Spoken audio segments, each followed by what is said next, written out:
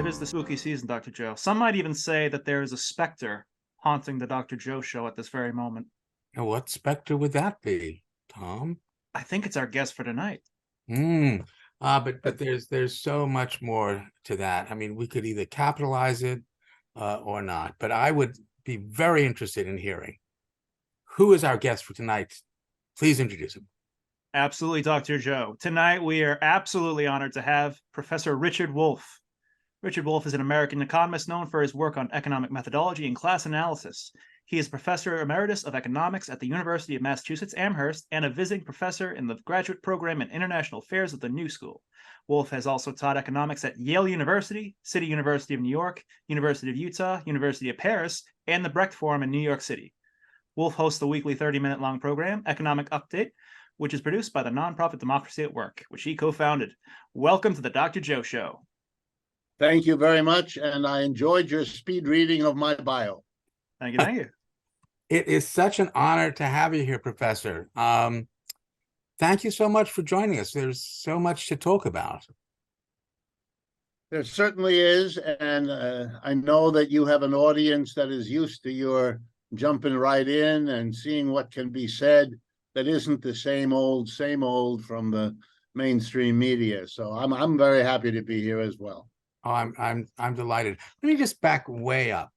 How did you get interested in this entire field? Well, the truth of it is that I grew up, I was born in Ohio, but my family moved east, and around the time I was 5 years old, and settled in a suburb of New York City. And the name of that suburb is New Rochelle, New York. You may have visited it or know about it. It's about a half an hour into Westchester County out of New York City. I know it well. I went to Sarah Lawrence, so I know. All right, so I've driven by your alma mater. That's right, and you probably passed my house. Who knows how many times over the years. And like most of the people in New Rochelle, my father was a commuter. His job took him into New York City, and I would see him off in the morning and welcome him home in the evening. And the way he moved was by rail. There's a commuter railroad, the New Haven line that runs along the coast there, stops in New Rochelle. So I would go with him when I was old enough, on occasion, be with Daddy during the day working. And the railroad goes right from Westchester County, some of the glitzier and more expensive parts of that county, which is one of the richest counties in the United States, and passes right through Harlem in New York City on its way to Grand Central Station in the middle of Manhattan. And I would sit either on my father's lap or on the seat next to him, staring out the window, because that was fun to do. And I remember asking my father, because the train, people have to understand, was elevated, still is elevated there. So when you come into Manhattan, you come into Harlem, the train is about the same level as people's apartments. And the tracks go really close, so you're really only maybe 20, 30 feet looking out your window, literally into the window of the people living there. And I asked my father questions. First of all, I didn't understand all about skin color, and I asked, these people are dark. What's that about? And he gave me an explanation. And then it was crystal clear that these people were poor. Didn't take a genius to figure that out. And so I asked him about that. And two things happened.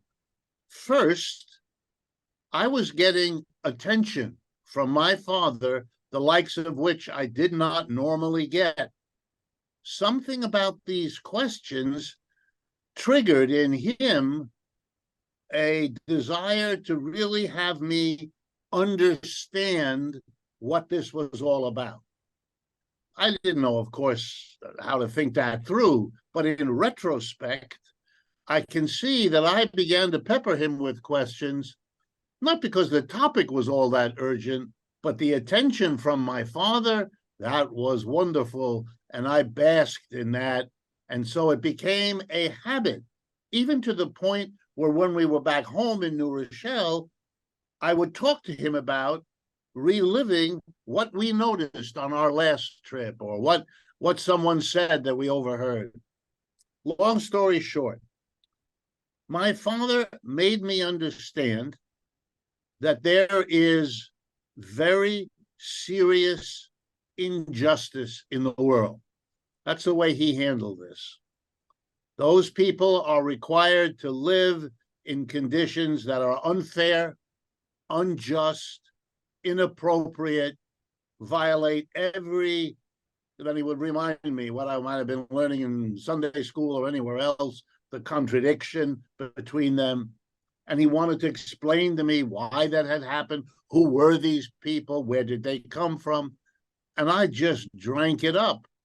I mean, it was very interesting. It wasn't that it wasn't interesting, but the combination of such a topic that I was a witness of, because it was very real to me. I saw it out the window. My school system, when I was in elementary school in New Rochelle, had one African-American kid in it. And I don't know if there was any connection, but he and I became friends in the kindergarten and first grade. And the way it worked there, we were let out in the middle of the day to walk home because it was an elementary school very close to where everybody lived who sent their kids there. So you would go home and make yourself a lunch or have your mother do it or whatever, and then go back for the afternoon. And so I brought George, was his name, still in my mind many years ago. I brought George home. And after 2 or 3 weeks of bringing him home every few days, neighbors 3 doors down came knocking on the door of my parents' home and explained to my parents, my mother and father, why this was not appropriate for me, 5 years old, maybe 6, to bring home one of those kids. And so my parents, I should mention, my parents were immigrants. My father came from France. My mother came from Germany. And all my life, I speak those 3 languages. I speak them now because I grew up in that multi-language situation. And my parents were always a little nervous that they weren't quite American and they should pay attention to what people said and did and learn to fit in. Like many immigrants, they felt that pretty strongly. So they were pretty intimidated when this neighbor did this thing. And I could see it in my father's face when he sat me down and told me what had happened and told me he would not tell me what to do. If I wanted to bring George home, just go ahead and do it. But be ready for whatever, I knew who that neighbor was, whatever might happen next. The neighbor, by the way, didn't do anything. On the other hand, after a few more weeks, I didn't bring George anymore because I didn't like the anxiety I felt. Is something bad going to happen when we pass the neighbor's house? Anyway, I don't want to bore you with it, but out of that came an intense engagement with my father, which then continued as I got old enough to talk and think about these things and to give me books. And if you want to know where I come from, it's there. My father gave me a feeling for what justice is and what it isn't, and made me understand it goes right into the daily life of everybody, even when people don't talk about it or try to get away from it or feel uncomfortable about it. The truth of it is, it intrudes on your life.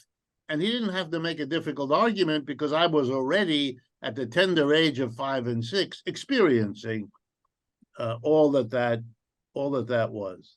And so even though I didn't intend to do it, when I had to make decisions in college about what to study, I ended up studying economics. But I'm very clear, the seeds of that were planted by the question, why are some people living like what we see out the train versus living in New Rochelle, where my playmates were and where I was used to a very different situation? No, nothing boring about that at all, Professor. Okay. It is about injustice and inequity and the poor distribution of resources, but that does bring me to one moment, which is we do have some excellent distribution of resources, and they are provided by our sponsors. So Yes. without further ado, let's take a break, hear from our sponsors, but we're going to be right back with a very important discussion with Richard Wolff. We'll be right back with the Dr. Joe Show. Stretch the canvas, rush with madness. Is it sadness or just a show? Then go, go, go, go, go, go, go.